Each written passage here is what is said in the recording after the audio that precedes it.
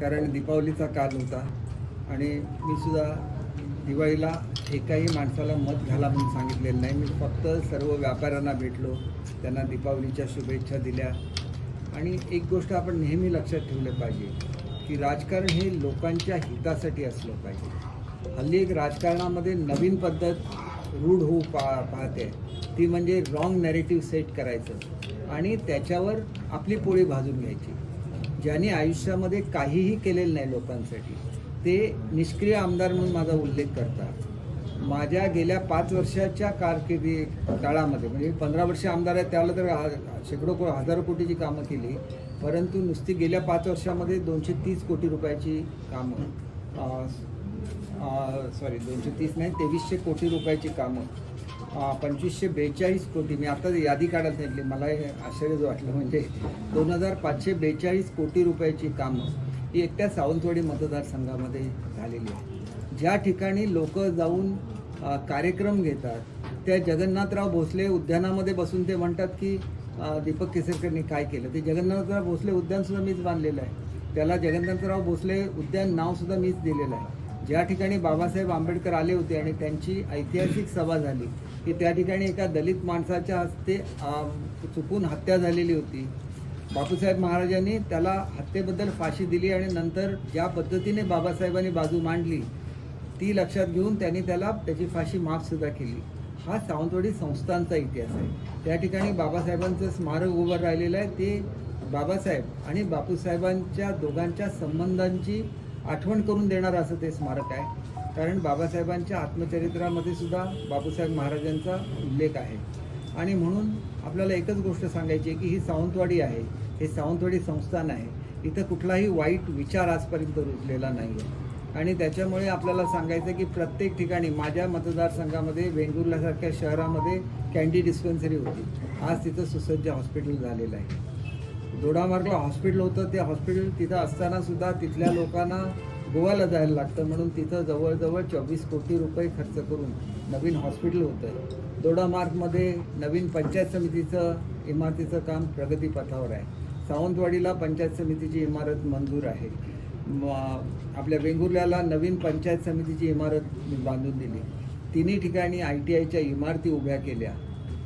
अशी एकही गोष्ट नाही की जे प्रत्येक तालुक्यामध्ये नाही. क्रीडा संकुलाची कामं तिन्ही तालुक्यामध्ये चालू आहेत. सावंतवाडीमध्ये 5 कोटीचं चालू आहे, 3.5 कोटीचं दोडामार्ग तालुक्यामध्ये चालू आहे. वेंगुर्ल्याच्या कामसुद्धा पूर्ण झालेलं आहे, त्यामुळे वेंगुर्ल्याचं उद्घाटनसुद्धा मी स्वतः केलेलं आहे. आणि म्हणून एक गोष्ट लक्षात घेतली पाहिजे की जी तरुण पिढी आहे त्यांना माहिती नव्हतं की पूर्वी सावंतवाडी शहर कसं झालेलं होतं. संपूर्ण मोती तलावाभोवती स्टॉलचा विळखा झालेला होता. सगळे स्टॉल्स काढले, त्या ठिकाणी इंदिरा गांधी व्यापारी संकुल बांधलं, तिथं सर्वांचं पुनर्वसन केलं. आणि आता ज्या ठिकाणी स्वतः संत गाडगे महाराज आले होते आणि त्यांच्या नावाने नगरपालिकेने जे मंडई बांधली होती ती जुनी झाल्यानंतर तिथं अत्यंत अद्ययावत अशी मंडईचं काम चालू आहे. आणि शहराचा जो पार्किंगचा प्रॉब्लेम आहे तो सुद्धा सॉल्व्ह होणार आहे, कारण संपूर्ण मंडईच्या खाली अंडरग्राऊंड पार्किंगची व्यवस्था केलेली आहे. एका छोट्या छोट्या प्रत्येक गोष्टीमध्ये मी काळजी घेत असतो की कशा रीतीने सुविधा वाढतील. या ठिकाणी नवीन मटन मार्केट मंजूर केलेलं आहे, महिलांसाठी रोजगार निर्मितीचं केंद्र मंजूर केलेलं आहे. सगळ्याची बांधकामं प्रगतीपथावर आहे. आमच्याकडे स्टेडियम जुनं झालेलं होतं, त्याच्यामध्ये वाद होते. जी मूळ इमारत आहे ती एका संस्थेची आहे, त्याच्यामुळे रमाकांत आचरेकर साहेबांच्या नावाने तिथं नवीन ड्रेसिंग रूम बांधायचं काम चालू आहे. 5 कोटी रुपयाचं अद्ययावत असं क्रीडा संकुल बांधायचं काम चालू आहे. पहिला म्युन्सिपाल्टीचा स्विमिंग पूल हा एवढ्या संपूर्ण किनारपट्टीमध्ये अगोदर सावंतवाडीला बांधला गेला माझ्या कारकिर्दीमध्ये. एअर कंडिशन जिम्नॅशियम बांधले गेले. अनेक गोष्टी सांगता येतील. त्या ठिकाणी आधुनिक असं नाट्यगृह बांधण्यात आलं. नंतरच्या काळात मी ते एअर कंडिशन करायला पैसे दिले. अव्याहतपणे हे सगळं चालू आहे. नरेंद्र डोंगरावर चांगल्यापैकी वनपर्यटनाचा प्रकल्प चालू केला, तिथं जायला गाड्या दिल्या. आता तर आपण जो म्युझिकल फाउंटन बसवतो हा भारतातल्या 2ऱ्या क्रमांकाचा सर्वात उंच असा म्युझिकल फाउंटन मोती तलावामध्ये होणार आहे.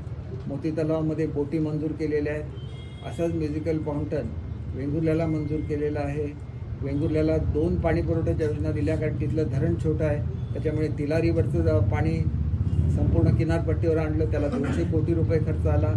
आज जे हॉटेल सुरू झालेलं आहे आणि लवकरच जी हॉटेलं सुरू होणार आहेत सर्वांना पाणी पुरवठा या स्कीममधून मिळणार आहे. त्याला वीज पुरवठा व्हावा म्हणून वीज केंद्र बांधली आणि संपूर्ण किनारपट्टीवर असं इन्फ्रास्ट्रक्चर डेव्हलप केलेलं आहे की पुढच्या काळामध्ये पर्यटन कुठल्याही क्षणी कोणीही मागितलं तेवढं पाणी आम्ही देऊ शकतो, कोणी मागेल तेवढी वीज आम्ही देऊ शकतो. एका तर उमेदवारांनी म्हटलं की मी पर्यटनाच्या वृद्धीसाठी उतरलो म्हणून. आणि पर्यटन म्हणजे काय माहिती नाही. शेतकऱ्यांच्या जमिनी हडप करणं म्हणजे पर्यटन नाही. पर्यटन म्हणजे त्या ठिकाणी हॉटेल्स उभे राहायला लागतात, गोरगरिबांच्या स्वतःच्या मालकीचे हॉटेल्स उभे राहतात. मी अशी 150 हॉटेल्स दिलेले आहेत की ज्याच्यामध्ये पर्सनली त्या फॅमिलीला ते हॉटेल मॅनेज करता येईल. 4-5 आंतरराष्ट्रीय दर्जाच्या रूम्स आणि रेस्टॉरंट प्रत्येक कुटुंबाला दिलेलं आहे. आणि असं मला सगळीकडे करायचं आहे. गेल्यासारख्या ठिकाणी तर जेवढे 270 फॅमिलीज आहेत, 270 फॅमिलीला मी व्हॅली फेसिंग रूम्स त्या ठिकाणी उपलब्ध करून दिले.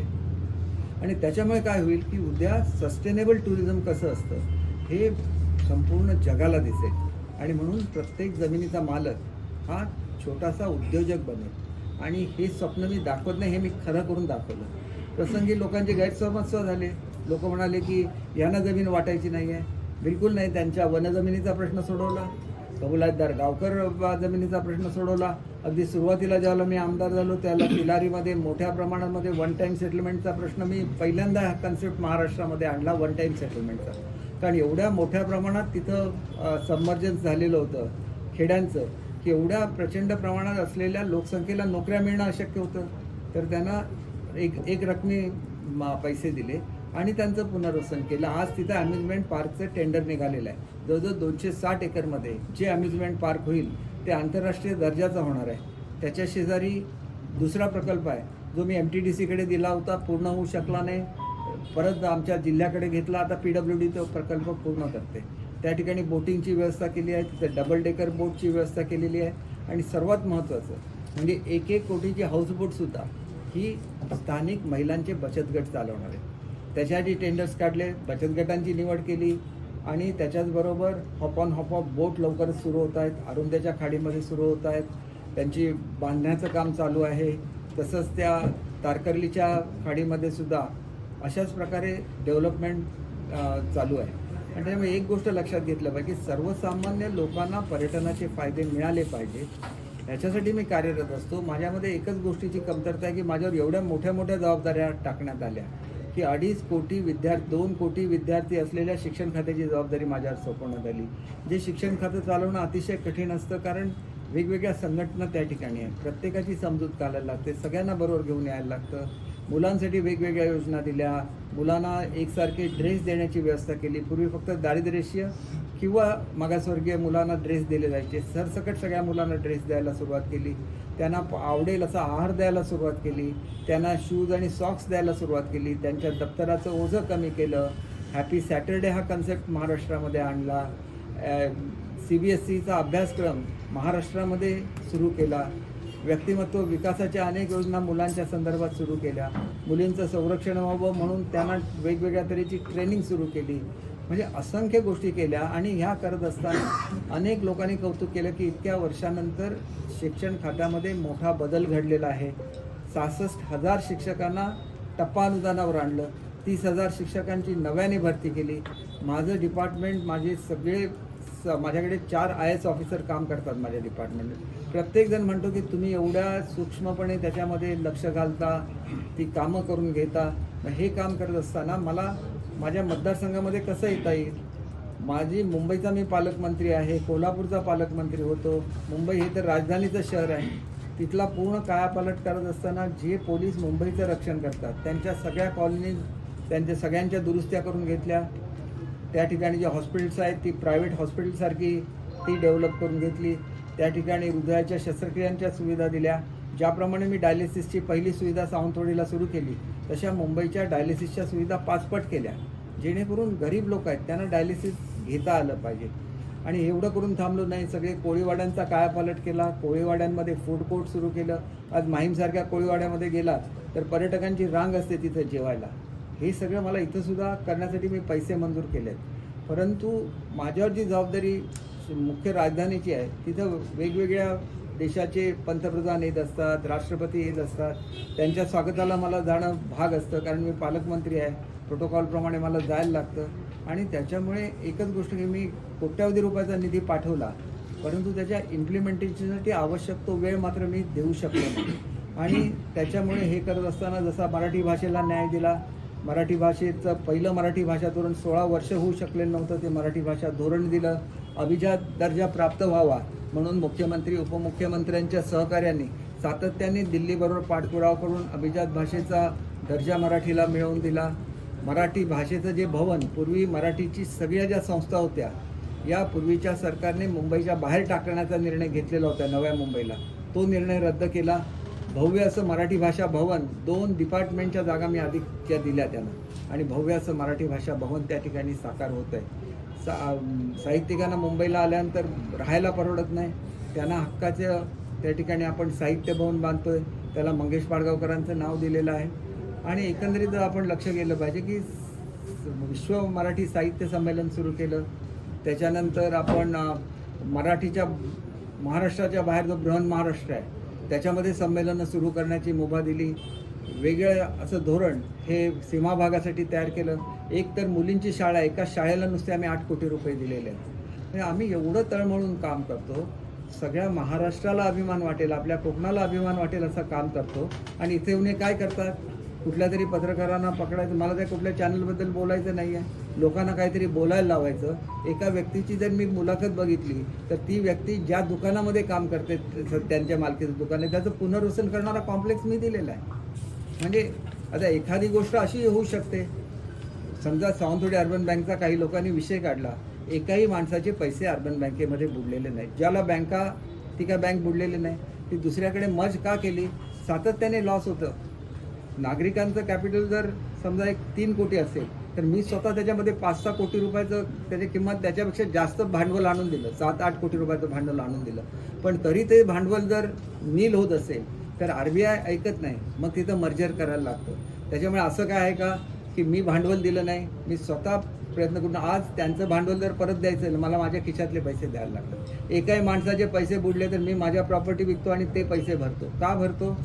कारण माझी एक सामाजिक बांधिलकी आहे, आणि ती बांधिलकी माझ्या नागरिकांची आहे. ही लोक मला स्वतःशी कम्पेअर करू शकत नाहीत. 3 पिढ्याची श्रीमंती सोडून मी राजकारणात ज्याला आलो त्याला मी जाहीर केलेलं होतं, मी कुठलाही दुसरा व्यवसाय, आमचा फॅमिली बिझनेसचा बघणार नाही, पूर्ण वेळ मी राजकारणासाठी देतो. आणि अनेक लोकांनी टीका केली, त्या याच्या राज्यसभेचा एक मेंबर आहे शिवसेनेचे, त्यांनी टीका केली यांची एवढी प्रॉपर्टी कशी झाली. तर मी म्हटलं की माझ्या प्रॉपर्टी आधी वाचून बघा. मी ज्याला पहिल्यांदा आमदार बनलो त्याला किती प्रॉपर्ट्या होत्या आणि आता किती प्रॉपर्ट्या झालेल्या आहेत. माझ्या वाडवडलेच एवढे श्रीमंत होते की त्यांच्या प्रॉपर्टीची रक्कम तेवढी असणारच. आणि मग त्याच्यामधल्या जर मी 7-8 प्रॉपर्ट्या विकल्या असल्या तर त्या कशासाठी विकल्या, तर मी जे काही सामाजिक कार्य करतो त्याला जे लागतं त्याच्यासाठी आमच्या वाडवडिलांनी एवढं करून ठेवलं म्हणून नाही करू शकलो.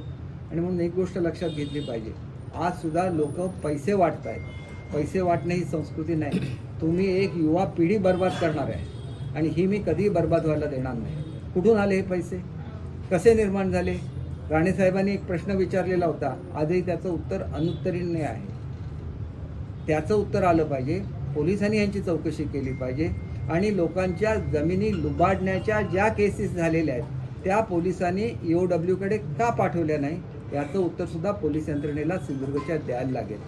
आपल्याला अमुक मोठ्या व्यक्तीचा फोन आला म्हणून कोण बडेजाव मारत असतील तर त्यांना मी एवढंच सांगतो, मी सांगितलं म्हणून फोन येतात. कारण माझं नेहमी एक तत्त्व राहिलेलं आहे, आधी समजावून सांगा, आणि समजावून नाही सांगितलं तर मग संघर्ष अटळ असतो. आणि तो संघर्ष मी माझ्या जनतेसाठी करतो आणि तो संघर्ष करताना मी कधी मागे राहणार नाही.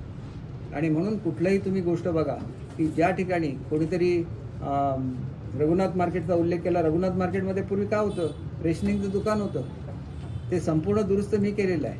आज सुद्धा MSSIDCकडे चालवण्यासाठी ते दिलेलं आहे. MSSIDCच्या काही अडचणीमुळे ते लवकर सुरू करू शकले नाहीत, नाहीतर तिथं एअर कंडिशन्ड एम्पोरियम सुरू होणार आहे. या ठिकाणी शिल्पग्राम बांधलं, या ठिकाणी हेल्थ पार्क बांधलं. प्रत्येक गोष्ट बांधत असताना ती फ्युचरच्या दृष्टीने बांधलेली आहे. उद्या सावंतवाडी पर्यटन शहर झालं की सावंतवाडीमध्ये येणाऱ्या लोकांचा ओघ वाढेल आणि मग धंदा वाढेल. नेहमी हायवेज गेल्यामुळे धंदा वाढतो असं बिलकुल नाही, परंतु लोकांची जी मागणी होती की हायवे शहरातून गेला पाहिजे, तर रिंग रोडवरून नॅशनल हायवे जो नवीन येतोय संकेश्वरवरून तो नेण्याची व्यवस्था केली. म्हणजे एवढं सगळं करत असताना माझ्या एक लक्षात आलं, आता STचं काम मध्यंतरी थांबलेलं होतं, ST डेपोचं, ते करोनाच्या काळात थांबलं. परंतु तरी पण मी ज्यावेळेला विचार केला त्यावेळेला माझ्या लक्षात आलं की ह्यांनी जो प्लान बनवलेला आहे तो एकदमच छोटा प्लान आहे. आज हे हायवेवर असलेलं एस.टी. स्टँड आहे. इथं एखादं जसं सुंदर असं बसस्थानक जसं विमानतळावर जशा सुविधा असतात तसं बसस्थानक झालं पाहिजे. त्याच्यासाठी BOTच्या तत्वावरचं टेंडर सावंतवाडीचं सुद्धा काढायचे निर्णय झालेला आहे. जसं कणकवलीचं एस.टी. स्टँड हायवेवर आहे तसं सावंतवाडीचं एस.टी. स्टँड हायवेवर आहे. एस.टी. स्टँड प्लस डेपो आहे. त्याच्यामुळे प्रचंड अशी जागा आहे.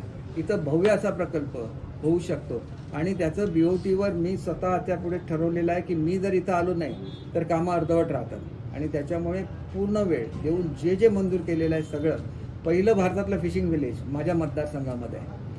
जिल्ह्यातलं पहिलं 5 स्टार हॉटेल माझ्या मतदारसंघामध्ये त्याचं ओपनिंग झालेलं आहे. ताजच्या हॉटेलचं भूमिपूजन मी केलेलं आहे. त्याच्यामध्ये सुद्धा याच माणसं जी माझ्याविरुद्ध उभी राहिली आहेत त्यांनी जेव्हा लोकांची मनं कलुषित करण्याचा प्रयत्न केला. मी सर्वांना पत्र देतो. या पत्रामध्ये स्पष्ट लिहिलेलं आहे की तुमच्या जागेवर कुठलंही बांधकाम होणार नाही आणि तुमची जी मागणी आहे त्या संदर्भात मी स्वतः म्हणजे मी मंत्री म्हणून त्याचा पाठपुरावा करेन असं लेखी पत्र दिलेलं असताना त्या कार्यक्रमामध्ये अडून गोंधळ घातला.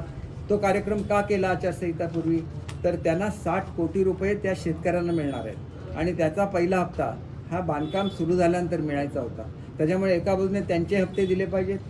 त्यांना मिळाल्याशिवाय ते शेतकरी सुखी होणार नाहीत आणि म्हणून काजूवर 10% अनुदान कोणी मिळवून दिलं हा प्रश्न मी स्वतः मांडलेला आहे. त्यांना जो एक सगळ्यांच्या सह्या घेण्याचा अट होती शिथिल करून दिली. प्रत्येक गोष्ट मी मांडत असतो. शेतकऱ्यांना पूर्ण मदत जवळजवळ 8 की 9 गावातल्या शेतकऱ्यांना विम्याचे पैसे मिळाले नव्हते ते मिळवून दिले. दुसरी डिस्प्यूटमध्ये आहे कलेक्टर लेवलला त्याचा निर्णय झालेला आहे. आता ते शासनाकडे त्याचं अपील चालतं. ती प्रोसिजर पूर्ण झाल्यानंतर त्यांनासुद्धा विम्याचे हप्ते मिळणार. ज्या ज्या वेळेला अडचणी आल्या बांद्याला मोठा पूर आला मी स्वतः ट्रस्टमधून सगळ्या जेवढे पैसे शासनाने दिले तेवढे पैसे मी देण्याची व्यवस्था केली. कुठेही साधा त्या दिवशी उत्तर प्रदेशमधली काही खलाशी बुडले इथल्या आमचा जो त्यांचा मालक आहे म्हणजे ज्याच्या मालकीच्या त्या नौका होत्या त्याच्यावर काय येऊ नये म्हणून मी त्या प्रत्येक कुटुंबाला मदत केली. त्या ठिकाणी मी पैसे पाठवले माझ्या अकाउंटमधून ट्रान्सफर केले. आम्ही लोकांसाठी तळमळून काम करतो. तुम्ही पैसे वाटून लोकांना विकत घेणार. ही जनता विकत जाणारी जनता नाही आहे. प्रत्येक गावामध्ये रस्त्याची कामं झालेली आहेत. प्रत्येक गावामध्ये छोटे मोठे पूल झालेले आहेत. अनेक डोंगर फोडून त्या ठिकाणी नवीन रस्ते झालेले आहेत. दोडामार्गच्या भागामधून मांगेलीवरून बेळगावला जाणारा रस्ता दिलेला आहे. त्याच्यामध्ये थोडीशी फॉरेस्टची जमीन आहे म्हणून अजून पूर्ण वाहतूक त्या ठिकाणी सुरू झालेली नाही. दुसरा मोरल्याहून पारगडला जाणारा रस्ता दिलेला आहे. या ठिकाणी तळकटहून कुंभवड्याला जाणारा रस्ता दिला आहे. लोकांना 30-40 किलोमीटर प्रवास करून यायला लागायचे. यांना मतदारसंघ म्हणजे काय माहिती आहे का? आज तुम्ही जर गेला तर आमच्या उसपसारखं गाव आहे. उसपवरून आमच्याकडे 3 भाग पडलेले होते. एका भागामध्ये उसप आहे, एका तळेखोल आहे, एकीकडे आई आहे. तिन्ही गावांच्या मधून रस्ता काढला आणि आता लोक थेट उसपचा मनुष्य थेट गोव्याला जाऊ शकतो. म्हणजे तुम्हाला व्हिजन पाहिजे काम करायची. व्हिजन असलं तर तुम्ही काही करू शकता. बांबर्ड्याचा पूल छोटंसं गाव आहे तिथं पूल होऊ शकत नव्हता. इथं मठ नावाचं गाव आहे तिथं जाऊन ते माझ्या एका विरोधी उमेदवाराने जाऊन नारळ फोडला. त्याला हे सुद्धा माहिती नाही की ते हायवेचं डायव्हर्शन होतं त्याच्यामुळे तिथं पूल होऊ शकत नव्हता. मी नाबार्डला 5 वर्ष लागली मला तो पूल मंजूर करून घ्यायला आणि हे गृहस्थाने नारळ फोडतात. अरे किती दिशाभूल कराल लोकांची. काय परिस्थिती आहे तुमची काय. आणि मला तो एक आहे ज्यांना मीच वेगवेगळी पदं दिली. सांगतो मी फोन करताना ऐकलं अरे तुम्ही फोन करून राहिला मी काय लहान मुलगा आहे काय तुमच्यासमोर कोणाला फोन करायला. आणि मी फोन कशाला करणार. मी त्यांना पहिल्यांदा कधी बघितलं ज्या दिवशी मी आम्हाला नगराध्यक्ष असताना जेलचं इन्स्पेक्शन करायला जात होतो. त्याला इन्स्पेक्शन करताना आम्हाला ते टेस्टिंग वगैरे करायला जातो. तिथे हे हाफ पॅन्ट आणि हे घालून गृहस्थ हजर होते सावंतवाडीच्या जेलमध्ये. आणि मी कशाला त्यांना ते जेलमध्ये टाकेन. मला ते जेलमध्ये बघितल्यानंतर आश्चर्य वाटलं की ह्याला कसं काय म्हणते. मग मला आठवलं की ते कणकवलीच्या ह्याच्या प्रकरणामध्ये त्यांना झालं होतं. या प्रकरणांमध्ये ह्यांना शिक्षा होत नाही त्याच्यामुळे हे सवकतात. असं आहे. तिलारीला त्या ठिकाणी टेंडर होतं. कोणी आणले बाउन्सर. लोकांनी जाऊन चौकशी करावी कोणी बाउन्सर आणले ते. आम्ही नाही बाउन्सर आणत. आम्हाला आजूबाजूला मी स्वतः मंत्री आहे महाराष्ट्रातला ज्येष्ठ मंत्री आहे. मला आजूबाजूला बाउन्सर्स लागत नाहीत. मला आजूबाजूला संरक्षण लागत नाही. मी एकटा फिरत असतो. प्रत्येक दुकानदारांच्या दुकानवर जात असतो. त्यांना विश करत असतो. तुमचं जर मन साफ असेल तुम्हाला ह्या गोष्टींची आवश्यकता नाही.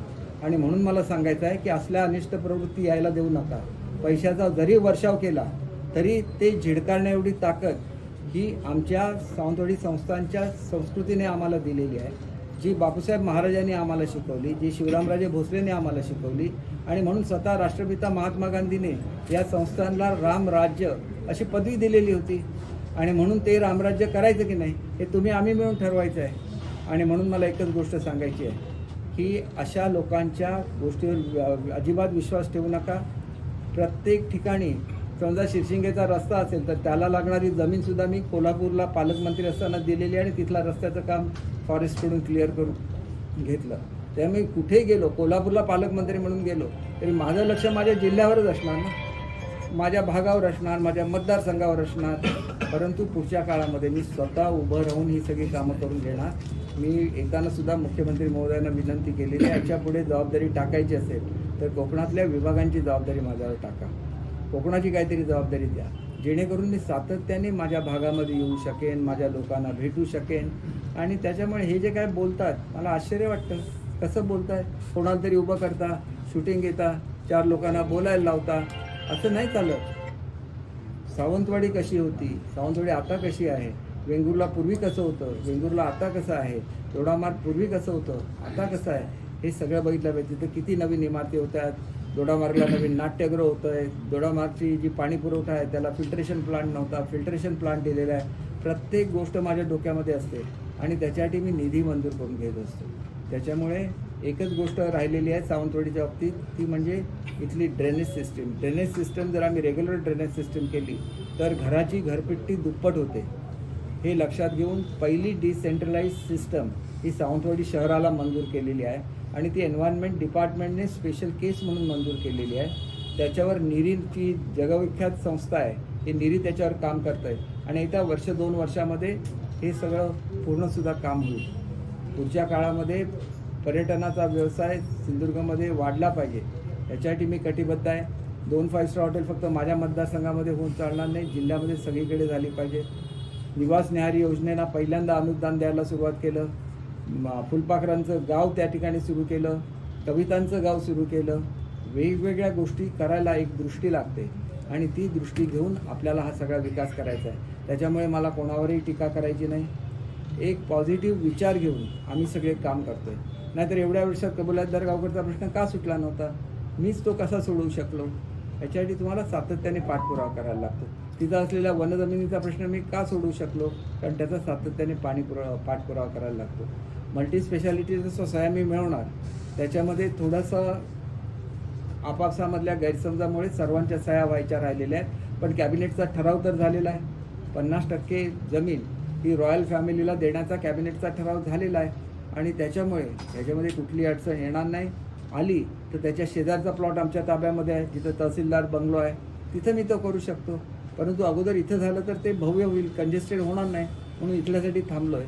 निश्चितपणे एकही काम शिल्लक राहणार नाही सावंतवाडी मतदारसंघातलं. आणि केवळ सावंतवाडी मतदारसंघातलं नाही तर सिंधुदुर्गमधले सुद्धा कामं करत असताना राणेसाहेब आमचे आता खासदार झालेले आहेत. राणेसाहेबांच्या मार्गदर्शनाखाली आणि आपले पालकमंत्री रवींद्र चव्हाण यांच्या मार्गदर्शनाखाली चांगलं असं काम केलं जाईल.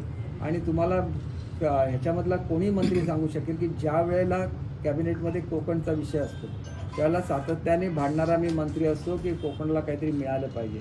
आणि म्हणून नेहमी कोकणाला न्याय देण्याची भूमिका आमची असते. काजूच्या धोरणाचा मी स्वतः अध्यक्ष होतो. काजू धोरण दिलेलं आहे आणि काजूच्या रसावर प्रक्रिया करण्यासाठी युनिव्हर्सिटीला पैसे दिलेत. प्रत्येक शेतकऱ्याला काजूचा रस काढणारी यंत्रं दिलेली आहेत आणि काजूचा जो चोथा शिल्लक होईल त्याच्यापासून सुद्धा आर्टिफिशियल मीठ तयार करण्यासाठी लवकरच आपण ब्राझीलबरोबर करार करणार आहोत. एवढ्या गोष्टी आम्ही करत असतो. जर्मनीला मुलं जातात, कोणी केलं आहे? एवढी वर्ष 25, 18 की 19 वर्ष स्टुटगार्ट आणि मुंबई सिस्टर सिटीज आहेत. मग कधीच का त्यांच्यामध्ये असा करार झाला नाही की इथल्या मुलांना नोकऱ्या देण्याचा? आज जर्मनीबरोबर करार झाला, याचं कौतुक संपूर्ण भारतामध्ये केलं जातं. आणि मग एवढी जर काही लाखांच्या संख्येमध्ये आपली मुलं जाणार आहेत. पहिल्या टप्प्यामध्ये आम्ही 10,000 मुलांना ट्रेनिंग देतो, दुसऱ्या टप्प्यामध्ये 1 लाख आणि त्याच्यानंतर त्याच्या पुढे सुद्धा आम्ही मुलं पाठवणार. त्यातली पहिली मुलं सिंधुदुर्गची गेली. अभिमान पाहिजे आपल्याला की आमच्या भागातली मुलं जर्मनीला गेली, ज्यांना 36-36 लाख रुपये पगार आहे. आपल्या आईवडिलांना जरी 5 लाख रुपये त्यांनी पाठवले वर्षाला, तरी आईवडील किती सुखी होतील ह्याचा विचार करा. आणि म्हणून दूरदृष्टीने बघा.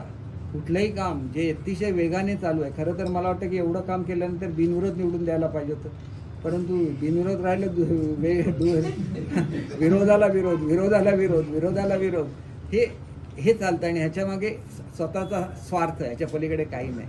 वाढत्या किमती, जमिनीच्या किमती, ह्याच्या पलीकडे काय नाही. गोव्याच्या जवळ सावंतवाडी आहे, ह्याच्या पलीकडे काय नाही. मोपा एअरपोर्ट झाला, त्याच्यामुळे लोकांची दृष्टी त्या जमिनीवर आहेत, त्या ह्याच्या व्यतिरिक्त काय नाही. आणि तुम्हाला मी एक गोष्ट सांगतो, भारतातल्या कुठल्याही माणसाला सिंधुदुर्गमध्ये येऊन जमीन घेण्याचा अधिकार आहे, परंतु त्यांनी ज्या दराने जमीन खरेदी केली तो दर त्या शेतकऱ्याला मिळाला पाहिजे. त्यांच्याकडून घ्यायचे कोट्यावधी रुपये आणि शेतकऱ्यांच्या हातावर काही टिकल्या हे करायच्या लाख रुपये आणि त्यांची खोट्या पॉवर ऑफ अटर्नीज घ्यायच्या, स्वतःच्या नावावर जमिनी.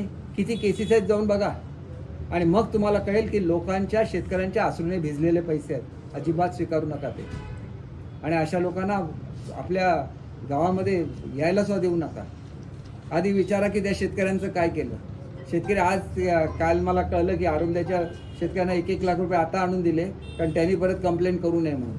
अजिबात विकू नका. आधी चौकशी करा की किती रेटला या जमिनी खरा दर काय, कंपनी किती दराने ह्या जमिनी देणार आहे आणि तेवढे पैसे आमच्या शेतकऱ्याला गेले पाहिजे. तुमचं कमिशन घ्या ना, तुम्ही एजंट आहे ना, घ्या 10% कमिशन. शेतकऱ्याला का लुबाडता. शेतकऱ्यांनी एक निर्धार केला पाहिजे, असल्या अनिष्ट प्रवृत्तीनं आम्ही जमिनी विकणार नाही. आम्हाला जो रेट, ते मग साऊथ इंडियामधली कंपनी असून दे, नॉर्थ इंडियामधली कंपनी असून दे, जो रेट आहे तो आम्हाला मिळाला पाहिजे. तुमचं कमिशन रितसर काय ते घ्या. याच्या पलीकडे काय, तुम्हाला व्यवसाय करायला कोणी बंदी केलेली आहे. लोकांना फसवायचं, खोट्या पॉवर ऑफ अटर्नीज करायच्या आणि लोकांच्या जमिनी आपल्या किंवा आपल्या भावाच्या नावाने करून घ्यायच्या. कुठला न्याय आहे हा. आणि त्याच्यामुळे असल्या अनिष्ट प्रवृत्ती यांना थारा देता कामा नये, नाहीतर शेतकरी पूर्णपणे या ठिकाणी लुबाडला जाईल. एवढं मला सांगायचं आहे. त्याच्यामुळे मी काय कोणाचं नाव घेणार नाही. लोकांना काय समजायचं ते समजतं, कोण पैसे वाटतं ते समजतं, बाउन्सर आणणारा कोण आहे ते समजतं. त्याच्यामुळे ते बाउन्सर आणणारे, त्यांना बाउन्सर त्यांचे लखलाभ हो. या लुबाडणारा मात्र शेतकऱ्यांच्या जमिनी लखलाभ व्हायला देणार नाही. शेतकऱ्यांना त्यांचे पैसे त्यांना पोचवणार, एवढं आपल्याला मी सांगतो. आपल्या सगळेजण आपण नेहमी मला सहकार्य करता, ह्याच्याबद्दल आपल्या सगळ्यांचे आभार मानतो. आणि आमच्याकडची दिवाळी ह्याच्याशिवाय संपत नाही, रथसप्तमी झाल्याशिवाय. त्याच्यामुळे सर्व नागरिकांना पुन्हा एकदा दीपावलीच्या शुभेच्छा देतो. 1-2 दिवसामध्ये माझी पत्रकं निघतील आणि त्याच्यामधून सगळी वस्तुस्थिती ही तुमच्यापर्यंत येईल आणि तुमच्या लक्षात येईल की विकासामध्ये आपण कुठेही कमी नाहोत, आपण 1 नंबरला आहोत. भाई, आज विशाल परब यांच्यावर काल पक्षाने 6 वर्षासाठी कारवाई केली आहे. कसं पाहताय आपण? नाही, हे निलंबन पूर्वीच व्हायला पाहिजे होतं. आणि ती एक व्यक्ती अशी आहे की एखाद्या महनीय व्यक्तीला मी सांगितलं की तुमच्या पक्षामध्ये काम करणारा कार्यकर्ता ह्याला मागे घ्यायला सांगा म्हणून, तर तो काय करतो, त्यांचे टेप करतो आणि टेप करून लोकांना वाचून दाखवतो. म्हणजे दोन काय आपण ग्रेट आहे, अरे मी सांगितलं म्हणून तुला फोन केला, नाही तर तुला कोण फोन सुद्धा नाही करणार. किंमत काय, आधी विचार करा. महाराष्ट्रामध्ये मुख्यमंत्र्यांच्या बंगल्याच्या बाहेर जाऊन 4-4 तास बसून भेट न घेता आलेला मनुष्य तुला उपमुख्यमंत्री कशाला फोन करणार.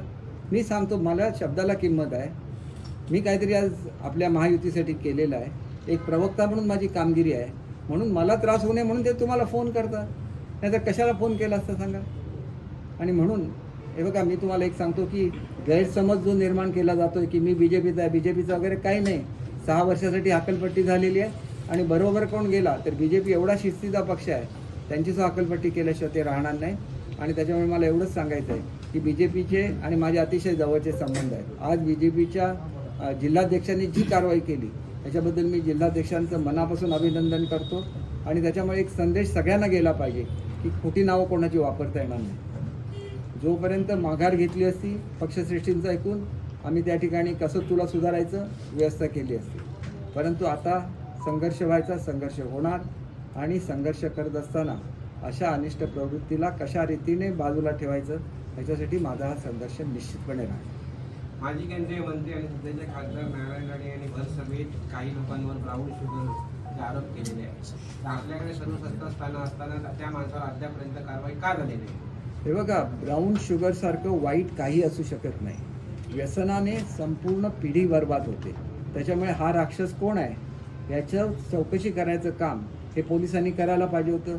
राणे साहेबांसारखा खासदार जबाबदारीने ज्यावेळेला बोलतो त्यावेळेला हा पैसा जर ब्राऊन शुगरमधून येत असेल तर लोकांनी त्याचा विचार केला पाहिजे आणि पोलिसांनी सुद्धा ताबडतोब चौकशी करून या ब्राऊन शुगरचा व्यापार करणारा जो कोणी असेल, मला कोण आहे माहिती नाही, त्याच्यावर कारवाई केली पाहिजे असं मला वाटतं.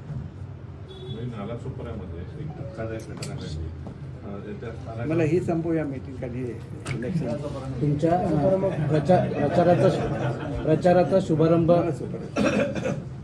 रागवू नका, नंतर बोला ना मध्ये. आता हे इलेक्शन प्रचाराचा शुभारंभ इलेक्शन महत्वाचं आहे. प्रचाराचा नाला शुभारंभ महत्वाचा आहे. नाला शुभारंभ आहेत ना, मी मुंबई सिटीचा पाहिजे, माझे मरीन ड्राईव्ह येतो, माझे दादरपर्यंत सकाळी प्रचाराचा शुभारंभ तुम्ही कधी करणार आहात किंवा प्रचाराचा शुभारंभ झाला आहे का? बघा आम्ही बघा त्या दिवशी आम्ही थांबा एक मिनिट मी बोलतो ना तुम्हाला काय नाला शुभारंभ देतो. हां मला कसं करायला गप्प करा, आम्हाला आमचे प्रश्न विचारते. नाही ही इलेक्शनच्या संदर्भातली प्रेस आहे, त्याच्यामुळे मी अगोदर इलेक्शनची हे देतो. संघाचे प्रश्न आहेत ते आम्हाला विचारायचे आहेत. हो. त्यांना कोणा राज्याचे प्रश्न आहेत तुम्ही नंतर विचारले, आमचा काय अर्थ नाही. नाही आता तुम्ही काय विचारता? प्रचाराचा शुभारंभ प्रचाराचा शुभारंभ हा आम्ही येत्या 1-2 दिवसामध्ये करणार आहे. आणि माझे ऑलरेडी सगळ्या देवांना जाऊन आधी मी नारळ ठेवतो. आम्ही कोकणी माणसं आहोत, आम्ही देवघोडी आहोत आणि त्याच्यामुळे आमचा देव काळजी घेतो की आमच्याकडून कुठलंही चुकीचं कृत्य घडणार नाही आणि तोच आम्हाला निवडून आणत असतो. आणि प्रचार सभेसाठी वरिष्ठ पातळीवर आणि शिंदे साहेब तर येऊन गेलेले आहेत. जो निलेशजींचा जो प्रचारासाठी ते आले, म्हणजे माझ्या प्रचारासाठी आल्यासारखे आहेत, नितेशजींच्या प्रचारासाठी आल्यासारखे आहेत. पण मला फडणवीस साहेबांनी सांगितलेलं आहे की मी स्वतः तुझ्या मतदारसंघामध्ये येणार. त्यांनी स्वतःहून सांगितलेलं आहे. कारण हे जे लोक खोटं काहीतरी बोलत असताना याचं उत्तर तेच देऊ शकतात. आणि त्याच्यामुळे भाजप, शिवसेना, RPI, राष्ट्रवादी सगळे आम्ही एकत्र आहोत आणि आम्ही मूळ आहोत. कोणीतरी मला शिवसेना शिंदेगट म्हणतो, शिंदेगट वगैरे काय नाही, शिवसेना लक्षात ठेवा. शिवसेना बाळासाहेबांची शिवसेना. उबाठा वेगळा आहे, उबाठाकडे चिन्ह नाही, आमच्याकडे धनुष्यबाण आहे, बाळासाहेबांचे विचार आहेत आणि त्याच्यामुळे आम्ही एक गठ्ठा मतावर निवडून येत नाही, आम्ही सर्वसामान्य लोकांच्या मतावर निवडून येतो. आणि त्याच्यामुळे एक गठ्ठा मतं जर वजा केली तर 50% लोक त्यांच्यावरून नाहीत. आम्ही फुल फ्लेज शिवसेना आहोत.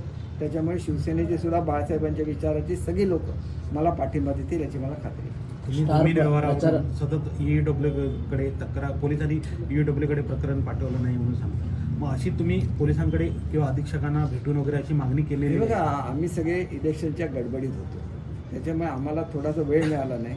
आम्हाला वाटलं की हे असंच असेल, पण आता जसं जसं वेगवेगळ्या क्लिप्स यायला सुरुवात झाली, लोकांच्या कंप्लेंट यायला सुरुवात झाली, त्याला लक्षात आलं की हे फार मोठं प्रकरण आहे आणि हे फार मोठं प्रकरण असल्यामुळे ते EOW कडे गेलं पाहिजे आणि EOWच्या ह्याच्या बाहेरचं असेल मर्यादेच्या तर ते ईडीकडे जाईल. लोकांना लुबाडलं देणं जात नाही पण कधी. जमीन घोटाळा वगैरे असा म्हणजे असा घोटाळा आहे का जमिनींचा वगैरे? अहो लोकांच्या खोट्या सह्या करणं, खोटी ॲफिडेव्हिट करणं, त्यांच्या जमिनी बळकावणं गुन्हा आहे ना तो. आणि असे गुन्हेगार जर लोकप्रतिनिधी बनायला लागले तर मग अडचण होईल. त्याच्यामुळे खरं आहे खोटं आहे पोलीस चौकशी करतील, परंतु अर्ज आलेली ती वस्तुस्थिती आहे. दुसरे एक उमेदवार आहेत त्यांच्यावर जे बँकेने हे टाकले त्याच्यामध्ये मनी लॉन्ड्रिंगचा त्यांनी आरोप केलेला आहे. म्हणजे बँकेकडून पैसे घेतले आणि ते दुसरीकडे वळवले असा सुद्धा आरोप केलेला, तो सुद्धा पोलिसांकडे पेंडिंग आहे. त्याच्यावर काय कारवाई केली? त्याच्यामुळे आज कसं आहे की आज कुठलीही बदली करायची कुठं तर आमच्याकडे आचारसंहिता आहे, त्यामुळे आम्ही काय त्याच्यामध्ये इंटरफेअर करू शकत नाही. परंतु वस्तुस्थिती आहे ना, त्या ठिकाणी सिंधुदुर्ग बँकेची पोलीस केस त्यांनी FIR दिलेली आहे. काय केलं? काही केलेलं नाही आहे. त्याच्यामुळे मला एकच सांगायचं आहे बघा कसं असतं. आता त्या दिवशी शिरोड्याचा प्रसंग घडला, त्याच्यापूर्वी आम्ही सगळी पत्र वगैरे दिलेली होती. पोलिसांची जबाबदारी होती की नाही दोघांना लांब लांब ठेवायची, आपल्यावर कारवाई होईल म्हणून त्यांना नोटिसा दिल्या. मी सांगितलं ताबडतोब एका शेतकऱ्याला नोटीस जाता कामा नये, ताबडतोब बंद करून टाका. मी शेतकऱ्यांच्या बाजूने आहे आणि माझ्या खात्यामध्ये मी भूमिपूजनाला गेल्यामुळे गडबड केली तर मला ते काय वाटत नाही की मला वाटतं की हे माझी माणसं आहेत, गैरसमजापोटी झालं आहे, त्यांच्यावर कारवाई करू नका. मी ताबडतोब रात्रीच्या रात्री फोन केला, सगळी कारवाई थांबवायला लावली. म्हणजे ही आमची काम करायची पद्धत आहे. त्यांची काम करायची पद्धत लोकांना भडकवणं आहे. लोकांना बघा हे आग लावतात, आम्ही आग विझवतो, हे आग लावतात आणि पोळी भाजून घेतात. आम्हाला असल्या पोळ्या भाजायच्या नाही. देवाने आमची पोटं भरून आम्हाला इथं पाठवलं आहे, त्यामुळे आम्हाला असल्या गोष्टीची आवश्यकता नाही. पण तुमचे मित्र पूर्वी प्रजाने बबनरावांनी म्हटलं की तुम्ही वारंवार निवडणुकीला अनिष्ट प्रवृत्ती म्हणता. अहो मग मी स्वतः बबनरावांवरच्या ह्याच्यावर हल्ला झाला होता, त्याला काही झोपले होते का? ऑफिसवर झाला होता ना, आणि अनिष्ट प्रवृत्ती म्हणतात GRDची मोडतोड कोण केली, त्यामध्ये आरोपी नंबर 1 कोण होता आणि त्याच्या मांडीला मांडी लावून बसणार आणि मला गोष्टी सांगणार. आतापर्यंत जी पदं कोणी दिली? मीच दिली ना. कधी आयुष्यामध्ये ह्या पदावर बसू शकला असता का? लोकांनी जरासं हरभऱ्याच्या डाळ्यावर चढवल्याबरोबर नगराध्यक्ष पदाचा राजीनामा दिला. नगराध्यक्ष पदावर कधी बसू शकले असते का? मी बसवलं ना. म्हणजे थोडी तरी माणुसकी पाहिजे, थोडी तरी केलेल्या उपकाराची जाणीव पाहिजे. मी कधी त्यांच्या विरुद्ध बोललेलो नाही. काय बोलता? वाटेल तसं बोलता. कोणाबद्दल बोलता? ज्या माणसाने आयुष्यभर तुमच्यावर उपकार केले त्याच्याबद्दल बोलता. ही संस्कृती आहे का? तुम्ही सांगता तिथं जर त्यांचं हे नव्हतं तर GRD हॉटेल फोडायला कोण गेलं होतं? तिथं आमच्या वहिनी आहेत, त्या दळवी वहिनी, त्यांचा हात कसा फ्रॅक्चर झाला हे माहिती नाही का? वाटेल ते बोलायचं, वाटेल ते करायचं आणि मी असं सहन करेल असं आता वाटतं का? ते सहन करायच्या पलीकडे मी गेलेलो आहे. त्या सगळ्यांना त्यांची जागा दाखवल्याशिवाय राहणार नाही आणि मला कोणाबद्दल काय वाईट करायचं नाही. त्यांना त्यांच्याबद्दल मी बोलण्याएवढे ते आता मोठे राहिलेले नाही. त्यांचं डिपॉझिट जप्त झालं. नुसतं एकदा नाही, पुन्हा नगराध्यक्ष अपक्ष राहिले त्याला एकदा डिपॉझिट जप्त झालं. मी समजू शकतो माझ्याविरुद्ध डिपॉझिट जप्त होणार कारण माझं काम त्या ह्याचं आहे. परंतु संजू आणि बाबूच्या विरुद्ध तुमचं डिपॉझिट जप्त झालं आणि काय बोलताय? कोणाला बोलताय? असं नाही चालत. थोडं तरी आपण हे केलं पाहिजे. आणि मी तुम्हाला एक सांगतो बघा, आयुष्यामध्ये मी माझ्या ह्याच्यामध्ये कधी डेड बॉडी ठेवलेली नाही. बबनरावांचे वडील वारले त्याला माझ्या गाडीतून मी त्यांना घेऊन गेलेलो आहे त्यांच्या घरी. थोडी तरी माणुसकी बाळगली पाहिजे. तुमचे व्यक्तिगत संबंध काय? आमच्या घरातल्या एक व्यक्तीसारखं आम्ही तुम्हाला मानलं, व्यक्तीसारखं वागवलं. माझ्या बायकोने तुम्हाला भावाप्रमाणे वागवलं. त्याची तुम्ही ही किंमत देता का? काय थोडीसं माणुसकी नाही राहिली तुमच्याकडे? मला खूप गोष्टी काढायच्या नाही आहेत. मी एकच गोष्ट सांगतो, मी जे करतो मनापासून करतो. ज्यांनी त्यांनी आपल्या स्वभावानुसार वागावं. मला त्याचा कुठलाही आक्षेप नाही आणि ह्याच्या पुढे अशा लोकांबद्दल मला विचारायचं नाही. मला जे काय विचारायचं माझ्या कामाच्या संदर्भात विचारा, मी त्याची उत्तरं देईन. या निवडणुकीत मोठ्या प्रमाणावर पैशाचा वापर होणार आहे. गोवा मार्गे या ठिकाणी मोठ्या प्रमाणात पैसा येतो अशा अनेकांच्या तक्रारी असतात. याकडे आपण एकाच माणसावर लक्ष ठेवलं तर पुरेसं आहे. त्यांच्या ग्रुपवर दुसरं असं तसंच आहे, परंतु त्याच्यावर थोडं कमी ते लक्ष इलेक्शन नंतर नाही ठेवावं. तुमच्या याला प्रचाराला कोण मोठे माणसं येणार आहेत का? मुंबईत की एकनाथ शिंदे असतील किंवा भाजपचे कोणी येणार आहेत का? मी सांगितलं ना, मला ॲटलिस्ट फडणवीस साहेबांनी सांगितलं की स्वतःहून मी तुमच्याकडे चालले. त्याच्यामुळे ते येतील त्याची खात्री आहे. बाकी आता अनेक ठिकाणी जायचं. दिवस पण कमी आहे. दिवस पण कमी आहे. दिवस कमी. मेन आजच्या पत्रकार परिषदेचा उद्देश असा होता की जे खोटं नॅरेटिव्ह तयार करतायत त्याला कोणीही फसू नका. मी एवढा निष्क्रिय नाही आहे. माझ्या एवढा तुम्हाला सक्षम आमदार दुसरा महाराष्ट्रामध्ये भेटणं कठीण आहे. पण लोक 5 रुपयाची काम केलं तर 50 रुपयाचं वाजवतात आणि मी 50,000चं काम केलं तरी मी माझी पण मुळात रेकॉर्ड. प्रश्न असा एक आहे, जी तुम्ही 15 वर्षात कामं जी केलेली आहेत, जी विकासाची गंगा तुम्ही या जिल्ह्यात आणली असं तुमच्या मतदारसंघात आणली असं सांगता, त्या बहुतांशी कामाचं उद्घाटन तुमच्या मित्र पक्षाच्या काही ते जाऊन त्यांना काय माहिती आहे? अध्यक्षांनी केलं आणि लोकांमध्ये असा संभ्रम आहे की कामं त्या लोकांनी अहो, त्याला काम करण्याचा- हा संभ्रम तुम्ही कसा दूर करणार जनतेमध्ये? अहो ते हे बघा, लोकांना माहिती आहे की कामं हे फक्त त्या मतदारसंघाचे आमदार किंवा मंत्रीच मंजूर करू शकतात. ते जे आहेत तुम्ही सांगितलं जे दुसरे आहेत ते फक्त नारळ फोडायचं त्यांना माहिती आहे, काम करायचं माहिती नाही. त्याला चॅलेंज दिलं होतं आमच्या वेंगुर्ल्याच्या अध्यक्षांनी, एक काम दाखवा फक्त तुम्ही मंजूर केलेलं एक काम दाखवा. एक काम दाखवू शकले नाही, उत्तर देऊ शकले नाही. त्याच्यापासून लोकांनी बोध घ्यावा. हा मनुष्य नुसतं मी मंजूर केलेल्या कामाचे नारळ फोडतो, याच्या हातात नारळ द्या आणि त्याला परत पाठवा. आता नाला सोपारा विचार काय